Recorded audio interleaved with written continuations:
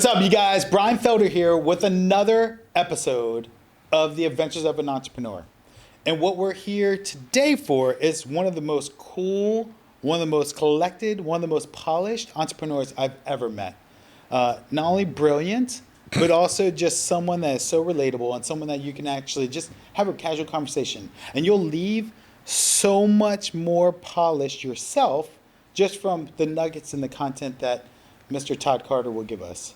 But remember why we're here. In the episode and what we're about to learn is whether you work for someone, whether you own a business, or whether you have multiple businesses and you're just trying to level up or scale or just get some strategy or tips or tricks or anything positive or even challenges that you can learn from. That's the whole premise of why we have the Adventures of an Entrepreneur. So please please click subscribe, and let's get right in. We're going to dive right in. So Todd, welcome to the show. Hey, how you doing, Bryan? I am doing great. You have never sounded that formal ever. Formal? You are not formal, which is amazing. Not at all. But thank you for overdoing the welcome, by the way. You know what? I have been practicing that for like 7.5 months, knowing that I haven't even told you about it for about 3 weeks. So it's really good. It's awesome. Got the invite 3 days ago. I mean, it's amazing, right? It's good. And you were able to move around your schedule, which is great. So, T, where are you from? I know a little bit about you. Originally, is that where we're going? Yeah, originally. Yeah. Like how I'm from Bucks County, Pennsylvania, a small town called Quakertown, Pennsylvania, about an hour north of Philadelphia. That's not where Quaker Oats comes from. No Quaker Oats. No? I do love oatmeal. Off the record, like Quaker Oats oatmeal. Yeah. Solid. Okay. Quaker Oats, okay. Have you heard of Quaker Oats? I've heard of that, yeah. Yeah. Not many Quakers in Quakertown. Even though you live Mennonites. Yeah. Mennonites. Yes. I don't know how to spell that, but that is amazing. It's all good. A lot of N's. So how do you go from Pennsylvania to here? Good fortune. I don't know. I enjoyed growing up in Pennsylvania. In all reality, I ended up going to Philadelphia for my first job out of college. So I was at Accenture, which was previously Anderson Consulting when I had the job, and so stayed in Pennsylvania for that. Graduate school in Chicago, and followed family here to the DC metro area. So you've been here how long?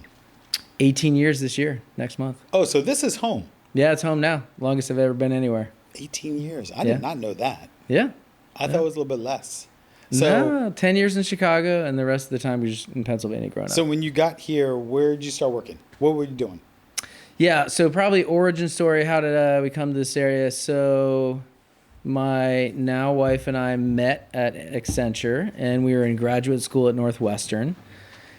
And I think you've heard this whole story. I'm not sure, but we had a daughter and then a son a couple years later. And at the 1-month checkup for our son, it was discovered that he had a congenital heart defect that required pretty much immediate open heart surgery. So did not know this. There you go. So about maybe 72 hours after diagnosis, he was undergoing what was supposed to be a 3-hour open heart surgery, ended up being 6.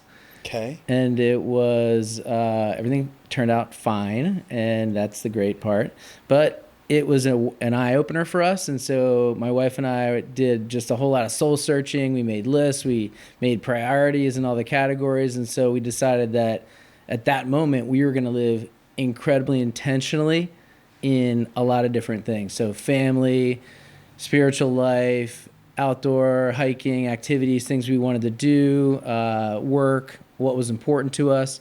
We wrote all those lists down. We compared, we prioritized, and we said we want to be near family number one. And both my brother and his family and my wife and her sister were in Virginia. My folks were also down near the Roanoke area, and her folks were buying a retirement home in Dumfries. So we were like, this is easy. We're going to Virginia.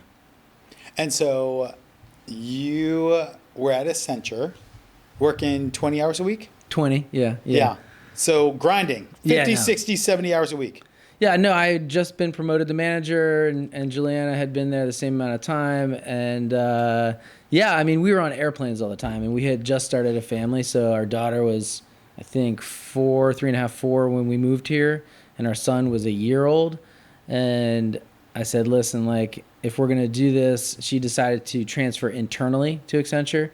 Stayed there many years, and I started a company, but that company did not require me to travel except for locally. So that was kind of It was like, do I want to follow my career path, the industry I was in, or do I want to just build something hyper locally? And you built your own company. So you launched your own company when you moved to Virginia. I launched my own company. It was a franchise business, and it still is. Same business 18 years later, so that's worked out. And it was quite a departure. So this was the other thing I had to sort of battle with psychologically. We can get into that. But it was more of, I was in technology sales, education industry, mostly K through 12, traveling around the country, data systems, all kinds of learning software. That was kind of my background, and decided to open a business designing and selling custom closets and garage organization systems. So a really big nugget is this. So when people are thinking they're working their tail off for someone else, just like you guys were growing, you're going up the corporate ladder. Yep. You guys hit a wall because there was a life event. Your son, open heart surgery. Oh my goodness. We just got halted in our tracks and said, we're going to change our lifestyle, and we're going to change, and we're going to go ahead and create a life that gives us balance, some freedom, some flexibility. Mm-hmm. But if that didn't happen, and it's hard to say, but if that didn't happen, would you have still probably gone down the corporate ladder? Well, normally we try to progress up the corporate ladder, not down the corporate ladder. Going through the corporate ladder. I was like, I didn't want to go. I didn't want to go down the corporate ladder, Brian. I was looking to go up the corporate ladder. Either way, but I don't know. Honestly, I'm not sure about that. I mean, I'm a bit more of a Main Street than a Wall Street guy. Like, I kind of like mixing it up locally. I enjoyed getting to understand, Wall Street and big business, but I think I'm naturally more of a small town entrepreneurial type of owner than not. And what you've accomplished in the 18 years is freaking phenomenal. We'll get to that in a second. But like, I think when people are thinking about and they're working for someone else, sometimes there is that life event, or sometimes there's something that happens that is like, hey, you know what? I don't want to go down this path anymore. For you guys, it was a family life event that happened. Hey, we need to change our lifestyle a little bit. And so that helped you launch and fuel you to launch your business local. Yeah, I mean, I really, it's not really it's more as a pivot point. It was a really great, someone slapping you in the face and saying, life can be short. You don't know what's going to happen. So good. So like take a chance, or at least take a pause and evaluate. And I think that's the thing. We're always on these tracks and paths, but if you don't stop occasionally and say like, where am I on a path towards? Like, where am I specifically headed? In this case, we had involuntary thing happen to us that we were like, oh, maybe we should talk about what we're doing and what we're about and what's important. I'm opening a book right now. I just started reading, called Designing Your Life. A couple professors from Stanford and Berkeley that really help you use the design process to literally design your life. And sometimes you're not really completely off track, but you just need a slight adjustment. Course correction. Yeah. And this helps you think through that, do some writing exercises, and enlightening. And so in your business in 18 years, so you guys help retail, like residential homeowners with all kinds of services and products, correct? We turn chaos into calm. Even better. In your home and your garage, providing you with more time to live your best life. And so ironically on that, yeah, very similar to what we're about, my wife and I. Which is awesome. So it fuels you guys. You have passion. And more importantly, you guys are part of a larger franchise. You guys are a franchise. How you've had some success in it. I should say the name, The Tailored Closet and Premier Garage of Greater Washington, D.C. Absolutely. We're going to get to that a little bit later, too, and how people can reach out to you. Yeah. But my question is this. You've had some success. What kind of success have you recently had, or that you've had over the years? Like, where do you guys rank in the company? Where do you guys like? So 2 brands. One is The Tailored Closet. The other is Premier Garage. We're, by volume combined, 2nd nationally, and first on the closet side, and maybe 4th or 5th on the garage side of things. Yeah. Out of how many other franchise? 120 roughly. So number 1, number 2, how have you had that kind of success?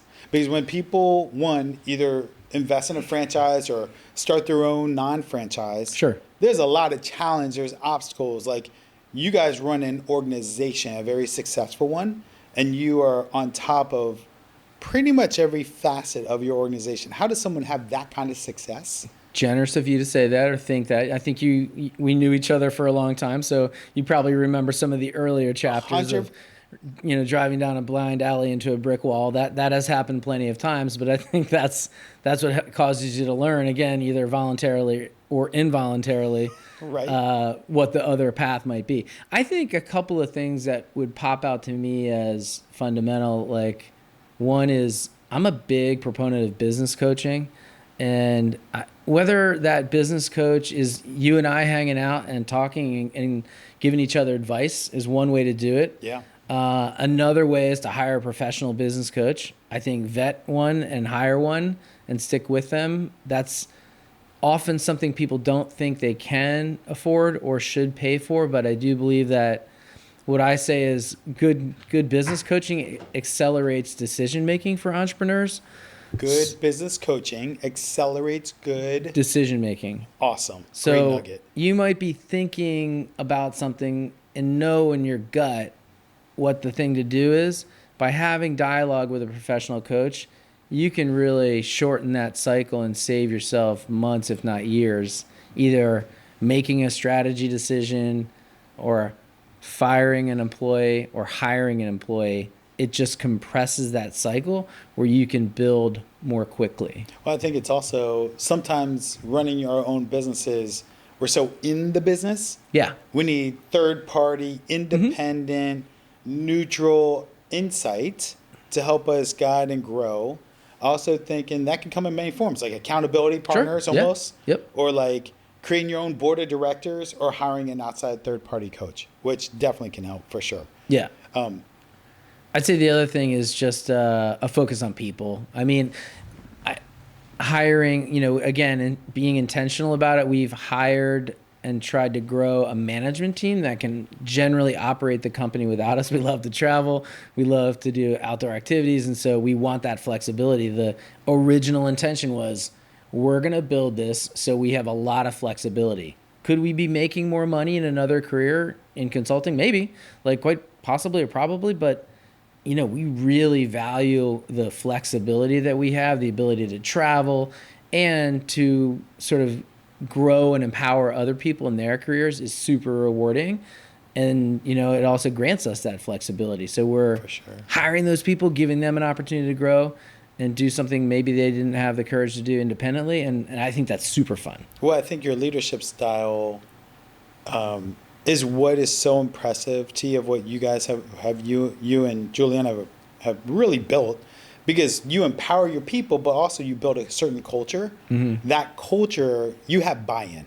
Right. Like people buy into what you guys are trying to accomplish and how, like, they don't come to work and they're complaining. They come to work because they are driven. Yeah. And I think that comes down to both who you and your wife are and what you guys portray out to the marketplace and both to the company inward and out in the public, but also just you guys are good people, right? And like people want to be around good people. Yeah. And you care about the people and you want to grind. Like there's challenges and there's obstacles and there's all kinds of stuff. But like I feel like your mission and your core values and what makes you, like you guys have core values, I'm sure. Yeah.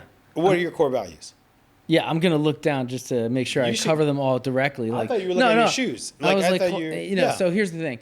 One thing I want to say is the business coaching, to tie that back, helped us to say, hey, it's important to have a mission, have a vision, and have core values, and then actually, believe in that, live it, and we actually hire and evaluate all of our employees on that. So we have collaborative, driven, supportive.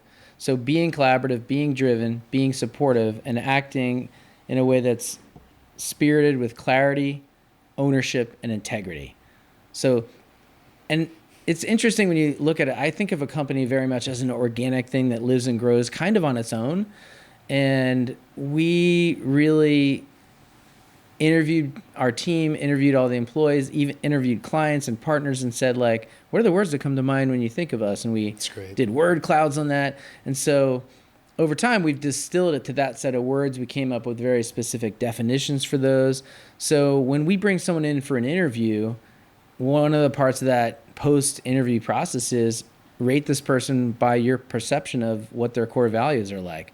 Or when we're having a performance conversation with someone, we're like, hey, are they abiding by the core values, in which ways is that true or not true? And when we give feedback, so we can say, listen, like, you went ahead and did this thing without permission. You weren't being very collaborative, and you weren't taking ownership. And so we can cite those things really specifically, which feeds itself. And then everyone continues to buy in and live by that. Well, you are, as a leader, and I know you very well, you're very decisive. Like, you guys don't play around. You guys, your name and your reputation, what you've done in the marketplace, people love you guys and how you serve and the things you do. Plus, you're creative. And I think you're not just creative in like how you guys help design homes for people and their closets and their garages, etc., pantries, all of that, but you're creative in how you build your business inside and out. And like, I've been to your showroom. I've seen what you've done. Like, you are systems and processes, and you're always trying to refine. Yeah. Which I think is really important as you're growing your business. And even when you get to the top, where Todd and his franchise is at, and they're still trying to, they're not satisfied. And so I think you get to a point and get a level of success, and you still want to build on top of that. Sure. Yeah. And I think that's so impressive. I also think it's impressive of how you've created balance. Like, you've built a business that does not need Todd and Juliana to be a part of it. You are a part of it, and you definitely need to keep a finger on the pulse, but you don't have to be there day to day, all the time, in operations, doing everything behind, like, doing all the work. You don't have to. You built a great company. I'm going fly fishing in the Adirondacks tomorrow. Dude, I'm telling you guys right now, I learned about bidets because Todd went to Japan with Juliana for 2 weeks. Toto has a market monopoly over there. I literally learned so much about bidets. If you guys want to learn about bidets, check out Todd. This is your professional advice. It's crazy. And the things that you've done, gone to Super Bowls and like gone traveling, and like the amount of time that you spend between working in your business and working in your life and on your life. Yeah. You know, a lot of people, they create a business to be able to go ahead and the saying is I work to live. Some people live to work. Mm-hmm. You work to live. And you don't even have to do that, which is so beautiful because you built such a successful practice. Yeah, I appreciate that. Yeah, I mean, honestly, like, you know, I'll be up there in the Adirondacks, but I will be doing management team by, you know, teams. So I'm, you know, it's not like you do both. If you're still you connected. You do both if you can. Yeah, you're still. Yeah. But it's not all day, every day. Correct. Right. You're just like flexibility. Tweaking, right. And I think you also empower your people. You trust your people enough. 100%. And so as you get management, you get people. You have the ability to give them the leeway and the authority and the decision making to be able to run the company the way you would run it, or maybe even better, because you get their input.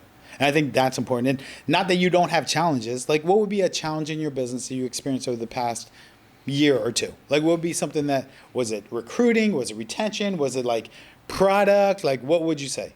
Yes, and yes. Right. No, I'm like, I mean, it's not. I mean, the obvious one. Obviously, we're a manufacturer now, and we get goods from Canada, the United States, China, Germany, Vietnam. So just the market uncertainty. Like, you know, I had a kind of feeling a lot of this would calm down, but our suppliers are in wait and see mode, and so really, for the kind of business that we're in, that just presents so much uncertainty. Our price is going to go up. Our client's going to keep buying. We're very much tied to the housing market locally. So, you know, there's been a housing shortage nationally. So that's helping to know that, okay, like there's only so many homes and we're really tied to that. That's helpful to some extent. But I'd say that's one. I'd say another one is, you know, hiring and training sales and design staff and management of that process has been just a challenge for us to sort of make sure that we find and hire the right people. We've, you know, had a few misstarts. We're in a good spot now. But, you know, sales is the lifeblood of an organization, and you really need to have the right people. And in our particular industry, you need a bunch of different skill sets. You need to be good at designing, good at talking people through this investment they're making. You need to be good at networking. So it really requires somebody that has a real balance of skill. And you said something that's you dropped a nugget. You said it in passing, but it really is big. Sales is the lifeblood of an organization. Without sales, an organization will die on the vine. And so, like, you are very in tune to say we need good salespeople. We need to put time and energy into training, make sure they have resources, etc. I think what's really impressive of you, T, and this is something any of us need to be and pay attention to, is you originally were getting your material and product through your organization, through a third party. You identified an opportunity where you could go ahead and do your own manufacturing, split, create a separate entity, went ahead and literally built a manufacturing facility that now operates and provides all the product and pretty much everything you guys need to be able to serve the client. In hindsight, it looks crazy. Yeah. That is something that is very unique for a lot of people, especially even entrepreneurs that see opportunity or say, hey, we should go after this, but they don't execute. You are very good at executing. Like, you're very good at that. And I think that's super powerful. And that's a nugget right there. If there's opportunities or there's blue oceans, or if there's an opportunity to like position yourself and be able to go ahead and save costs or invest or scale or offer other services, we have to pay attention to those opportunities. I mean, what's the worst thing that could happen? You lose your house, you lose your car. You know, I mean, move in with me. No, I know, I'm kidding. I just mean, like, no, there's real risk involved. But interestingly, when you're an entrepreneur for a long time, which I have been, then the risk starts to become like, well, it doesn't feel that risky anymore because you've been doing that, you know, for a long time. For a long time. I want to go back to one thing that you were talking about, salespeople, and sort of my journey to this point. And a lot of it's about mindset. I know you're a big mindset guy, and you are really probably the most disciplined person I know in terms of your daily, weekly, monthly habits. I think you're exceptional at sort of putting mind work into action. And so I think that's another nugget about like consistency of what you're doing. But if I go back to mindset on sales, like I think, you know, part of my belief was like, I'm not in sales. And I had to, number one, recognize it is the lifeblood and it's super important, and you can do sales honestly and ethically and meet clients where they're at and partner with them. And if it works, great. And if it doesn't, walk away. That's fine too. Yes. But to really believe that our very small company 10 or 15 years ago was worthy of the best design consultants and salespeople in the industry, that we could pay them what they deserve, that we could create a culture and an environment that they wanted to work in, that they could make six figures and well beyond. Like, that was not really in my mindset in the first 5 years of the company. And it was really like a lot of my own head trash. It was just, I didn't believe in being the absolute best at what we do, and I didn't believe that I either could hire or deserved to hire or could attract and create an environment where someone else other than me could be a rock star, could live their best life. And really, it started with believing that. So what changed? You said within 5 years, something had to trigger, something had to change for you to change that, to say, oh, you know what? What changed it? What triggered that? I mean, there were probably a couple of, you know, coaching moments with different people along the way where it was really trying to figure out, like, no, if I'm going to do this, I want to believe in, you know, I had a lot of like people when I left the corporate track that were like, you're doing what? You're going to do this franchise business and designing closets? And like, yeah, like, and you needed to own it and be proud of it and say, like, not only am I going to do that, but I'm going to have an incredible experience to it. I'm going to meet so many cool people. I'm going to see so many cool homes. I'm going to build an organization that allows others to thrive regardless of what industry I'm in. And so a few conversations I had with different coaches early on where it was like, yeah, I'm not proud of what I do right away initially. And I was like, okay, now not only going to be proud, I'm going to be the absolute best at it. I'm going to crush it. Well, and I think a lot of people, who I've talked with, right? I've talked to a lot of people. Been doing real estate for 22 years, dude. Like, I've talked to a lot of people. And you can talk, so yeah. And I can definitely talk. People sometimes get in their own way. And we put up these barriers of like, oh, what will other people think? Oh, That's right. What does that mean? Oh, sales has a negative connotation. That's right. The reality is sales is sales. Like, sales is a great thing. And I love being in sales. And I think, you know, there are times when people just have to break through their own mental block Yeah. or those mental walls and say, I'm going to be the best. I'm going to provide the best service, the best product. I'm going to go above and beyond to serve the clients at the deepest level. Like, you're all in. You're committed. You're all in. And when you make that commitment, it's, I'm going at it with everything I got. Yeah. And I'm going to be the absolute best I can possibly be. And I think that's what's so empowering for me from you is that when we leave, you don't know this or you do. I literally take some notes when I'm in the car, or I'll literally start thinking about like, gosh, that was really good from talking with Todd, because every other week you and I meet pretty much regularly. And it's like just an awesome opportunity. I look forward to it because you have so much knowledge that you help me be a better leader, business owner, entrepreneur, just thinking. And sometimes you even help me ground where I'm like, oh, let's do this. Let's do that. Oh my gosh, we're going to do this and we're going to do that. And we're going to do this and we're going to do that. Like, I've been thinking about stock. Have you ever heard of stock coffee? Yeah, I've heard about that. It's amazing. So sponsor for the Wrexham Football Club. I love Wrexham. Like, Wrexham is like one of my favorite clubs. Like, if you like football, you guys, you should go check out Wrexham. REXHAM. I think it's something they do, like, it's like water polo or something. Yeah, soccer. That's it. I'm going to be watching it over the next couple of weeks.